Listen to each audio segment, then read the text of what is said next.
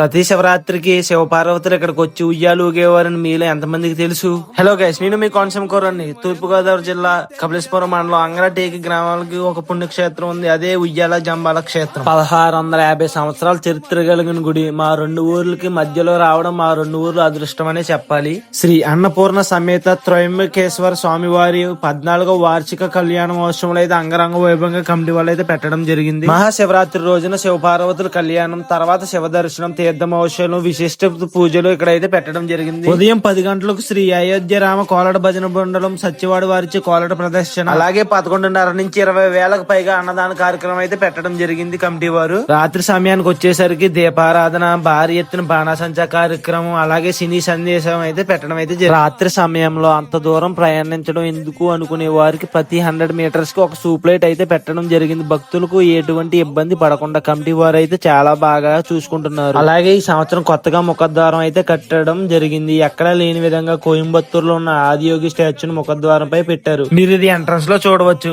గుడి హిస్టరీ గురించి next video తెలుసుకుందాం. అందరికీ శివరాత్రి శుభాకాంక్షలు. Bye guys.